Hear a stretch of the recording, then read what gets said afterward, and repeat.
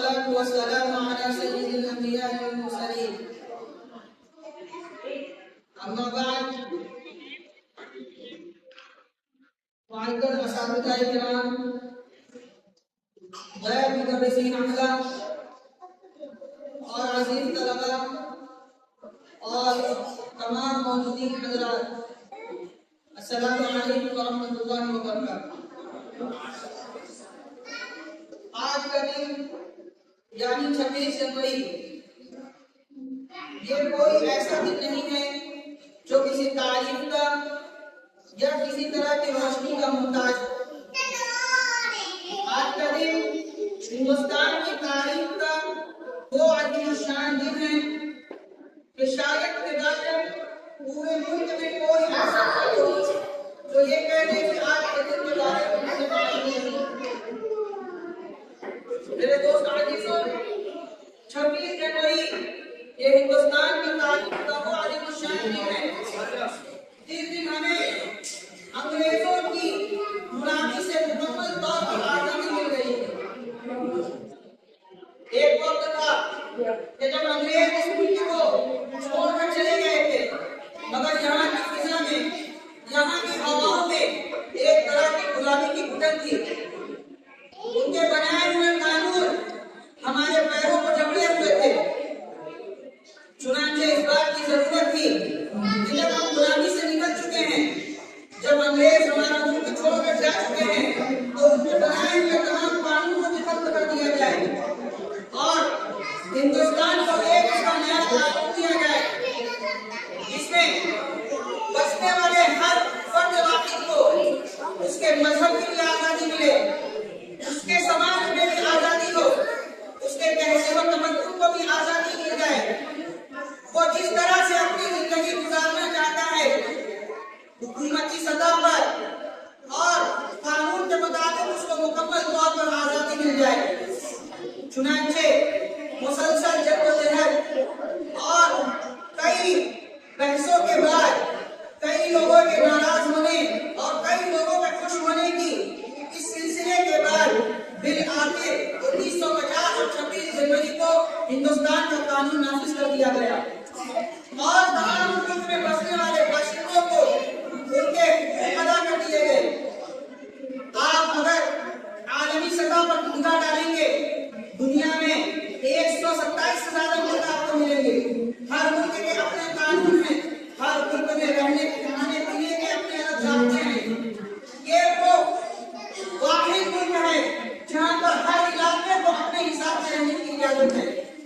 ہر مذہب کو اس بات کی اجازت ہے کہ وہ جہاں چاہے خرید کر اپنے مذہب کی پیروی کر سکتا ہے۔ اگر ہم کسی نیشنل ڈبیٹ پر نگاہ ڈالتے ہیں، کسی اگر عالمی بحث پر نگاہ ڈالتے ہیں اور اگر قانون کی بات سامنے آتی ہے کہ وہاں کا قانون ایسا، یہاں کا ضابطہ ایسا، تو ہندوستان کے قانون کا تبصرہ کیے بغیر وہ محفل، وہ ڈبیٹ، وہ پروگرام ادھورا سمجھا جاتا ہے۔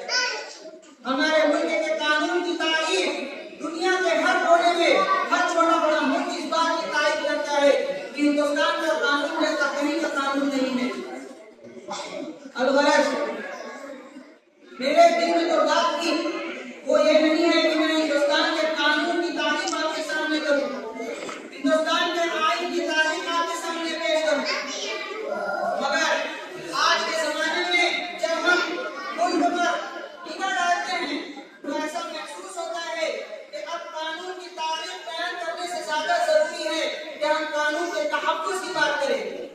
ہندوستان کے کانسٹیٹیوشن آف انڈیا کو محفوظ کس طرح سے کیا جائے، ہم اس پر بات کریں۔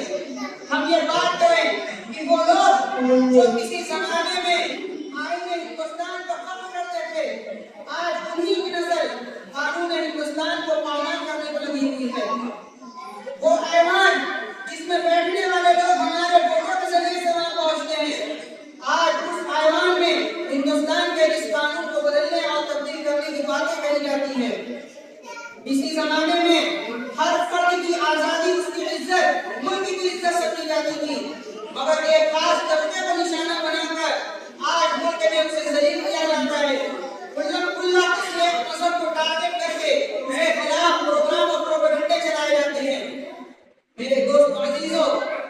یہ سب اس وجہ سے ہو رہا ہے کہ اگلے کی منشا یہ ہے کہ ہندوستان کا جو خوبصورت قانون اور ضابطہ کسی زمانے میں ہزاروں لوگوں کی محنت کے شکل میں سامنے آیا تھا اس کو ختم کر دیا جائے۔ آج ہم اور آپ یہاں جمع ہیں، تعلیم کی باتیں کر رہے ہیں، پروگرام کر رہے ہیں، اس کی آزادی کسی اور نے نہیں، ہندوستان کے تعلیم نے کی ہے۔ چنانچہ بات کو مختصر کروں تو آج ضرورت اس بات کی ہے کہ ہر فرد، ہر تعلیم یافتہ، غیر تعلیم یافتہ، بڑا یا چھوٹا، اس بات کا عہد کرے کہ ہندوستان کے قانون کی حفاظت ہماری ذمہ داری ہے۔ چونکہ ہم ایک تعلیمی ادارہ ہیں، بقیہ زمانوں سے کہیں گنا زیادہ ہماری ذمہ داری آتی ہے کہ ہم اس کی حفاظت کریں۔ اگر بنیادی طور پر آپ سے کہا جائے تو 3 چیزیں ہیں جس سے ہم قانون کی حفاظت کی شروعات کر سکتے ہیں۔ ہمارے جو مدرسے کے بڑے بچے ہیں وہ بھی اس بات سے فائدہ اٹھائیں۔ اول یہ کہ ہم قانون کو پڑھیں، ہم کانسٹیٹیوشن آف انڈیا کے بنیادی حقوق کو پڑھیں، اس کو جانیں کہ ہمیں اس ملک میں رہنے کے لیے کن کن حقوق کو دیا گیا ہے، کیا کیا چیزیں وہ ہیں جنہیں ہم حاصل کرنا چاہیں تو کوئی ہمیں روک نہیں سکتا، وہ کیا چیزیں ہیں جن کو ہم پانا چاہیں، جن پر ہم عمل کرنا چاہیں تو ہندوستان کا قانون پوری آزادی دیتا ہے، پوری اجازت دیتا ہے کہ آپ اس طرح سے زندگی گزاریں۔ چنانچہ ہم قانون کو پڑھیں۔ دوسرا یہ، اگر ہمیں کسی کو شکست دینی ہے، کسی کو ہمیں میدان میں پیچھے کرنا ہے، کسی کو ہمیں ہرانا ہے تو ہم خالص ہندوستان کے قانون کے دائرے میں رہ کر عمل اپنا انجام دیں۔ کسی کو ہمیں مثلاً مذہبی امور میں ہمیں کسی کو یہ بتانا ہے کہ یہ ہمارا حق ہے تو ہم قانون کے دائرے میں رہ کر قانون کو جانتے ہوئے اس کو جواب دیں۔ اور قرآن کریم کا بھی نظام کر رہا ہے وَجَادِلْهُم بِالَّتِي هِيَ أَحْسَنُ، کہ آپ نااہل سے، جاہلوں سے اس انداز سے بات کریں جو کہ بہترین انداز ہے۔ تو ہندوستان میں بسنے والوں کے لیے جو ہمارے مذہب کے علاوہ ہیں ان کے لیے سب سے بہترین محربہ ہے وہ قانون ہندوستان ہے۔ تیسری چیز جس کے ذریعے سے ہم ہندوستان کے قانون کی حفاظت کر سکتے ہیں، بالکل عام سی چیز ہے، سوشل میڈیا۔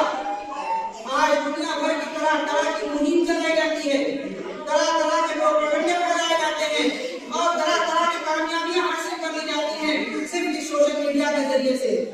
چنانچہ ہم اپنے اساتذہ کرام سے، بڑے طلباء سے اور مہمان سے اور باقی تمام سننے والوں سے گزارش کرتے ہیں کہ آپ سوشل میڈیا کا مکمل طور پر استعمال کریں۔ یقیناً یہ محفل بہت بڑی اور بہت عظیم الشان نہیں ہے، مگر بات کرنے کے لیے ایک چنگاری بھی کافی ہوتی ہے۔ محترم عزیز، آپ سوشل میڈیا کا استعمال کریں اور ہندوستان کے تحفظ کے لیے، ہندوستان کے قانون کے تحفظ کے لیے اس پر پوسٹ کریں، اس پر ریل لگائیں۔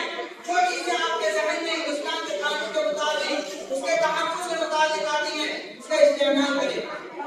بالآخر اب وقت ہو چلا ہے کہ ہم آپ کی ادائیگی کی اجازت چاہتے ہیں۔